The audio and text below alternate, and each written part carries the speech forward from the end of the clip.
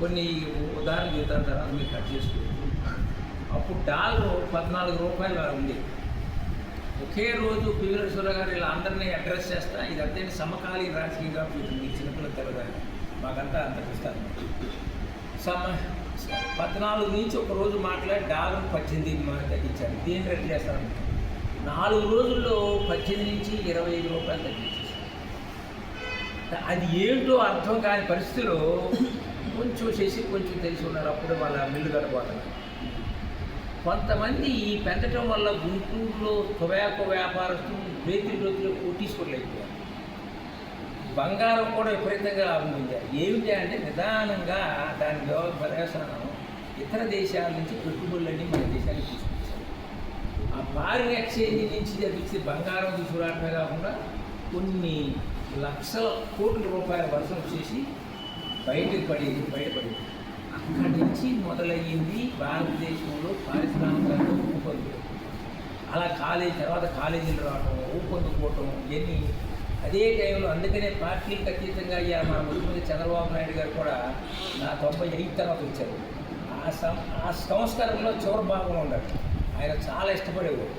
అందులో ఆంధ్రప్రదేశ్లో కూడా చాలా ఎఫర్ట్ పెట్టడం జరిగింది. అందుకని ఈనాడు మనం ఇలా ఉన్నామంటే ఆ రోజు పెట్రోల్ కొనడానికి కూడా డబ్బులే పరిస్థితి నుంచి ఈ రకంగా వెళ్ళామంటే అది ముఖ్యంగా మన్మోహన్ సింగ్ గారు, పివి నరసింహారావు గారికి చెందింది. అది ఇలా అందరూ చూసారా, మొత్తం అన్ని ఛానల్స్ మొత్తం కోడేకి వస్తుంది మన్మోహన్ సింగ్ గారి గొప్పతనాన్ని గురించి. అలా తీసుకొచ్చి ఆర్థికంగా బలపడిపోయిన తర్వాత అందరూ పివి నరసింహారావు గారు కూలిపోయిన తర్వాత ఆర్థిక శాఖ మంత్రిగా చేయడం. తర్వాత మరలా ఆయన ప్రతిపక్షంలో అప్పుడు ప్రణబ్ ముఖర్జీ గారు కూడా ప్రముఖ ఆర్థికవేత్త ఉండేవాడు. ఆయన మొట్టమొదటి ప్రణబ్ ముఖర్జీ గారు ఆర్థిక మంత్రిగా ఉన్నప్పుడే ఆయన ఎకనామిస్ట్ కాబట్టి మన్మోహన్ సింగ్ గారి విలువ తెలిసి తీసుకొచ్చి రిజర్వ్ బ్యాంక్ డైరెక్టర్గా పెట్టాడు.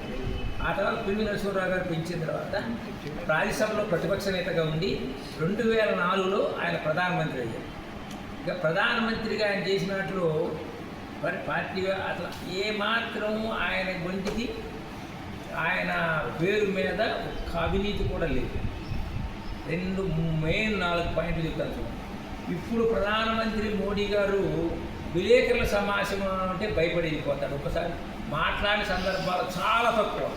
విలేకరులకి స్వేచ్ఛ ఉంటుంది. మీకు స్వేచ్ఛ అంటే చిన్నది కాబట్టి మీరు క్వశ్చన్ అట్లేదు, కానీ పెద్ద విలేకరులు కూర్చున్నప్పుడు ఏది పడితే అది అడుగుతారు. దానికి సమాధానాలు చెప్పే సమర్థం ఉండాలంటే ఎంతో తెలివితేటలు చేసే దాంట్లో ధైర్యము ఇది ఉన్న కాన్ఫిడెన్స్ ఉండాలి. దానికి ఎక్కడ పడ్డ ప్రపంచం మొత్తం మీద విలేకరుల కాన్ఫరెన్స్లు ఎక్కువ పెట్టి ఎదుర్కొని సునాయాసంగా నిదానంగా మాట్లాడతారు, కానీ కరెక్ట్గా మాట్లాడేవాడు మన్మోహన్ సింగ్ గారు. అది ఒక ఆయన నిజాయితీకి, ఆయన యొక్క గొప్పతనానికి, దాని ఎఫిషియన్సీకి, సామర్థ్యానికి ఒక ఇండికేషన్ చెప్పి. రెండవది ఆయన ప్రధానమంత్రి అయిన తర్వాత మన ఆంధ్రప్రదేశ్ నుంచి ఒక మంచి పథకాన్ని స్టార్ట్ చేశారు. పల్లెటూరులో ఉండాలని కొంత తెలుస్తూ ఉంటారు. మహాత్మా గాంధీ జాతీయ గ్రామీణ ఉపాధి హామీ పథకం అంటాం. MG Mahatma Gandhi national rural employment guarantee scheme అంటాం. దాన్ని నరేగాని కొన్ని ఇదిగా. దాని ద్వారా ఆ రోజుల్లో 20-30 రూపాయల కూలి ఉండేది కాదు.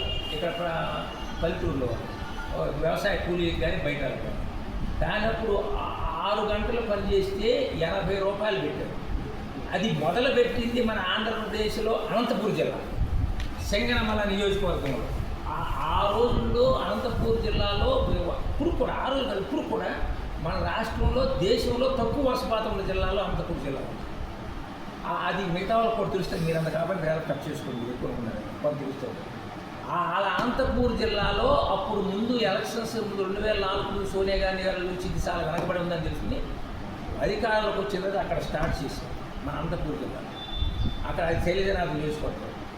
అక్కడ స్టార్ట్ చేసిన ఇది జాతి మొత్తానికి, ఇండియా మొత్తానికి పెట్టారు. తర్వాత బాగుందని తద్వారా ముఖ్యంగా మరీ పేదవాళ్ళకి, కార్మికులకు చాలా ఉపయోగపడి తర్వాత వాళ్ళ యొక్క కూలి రేట్లు పెరిగింది.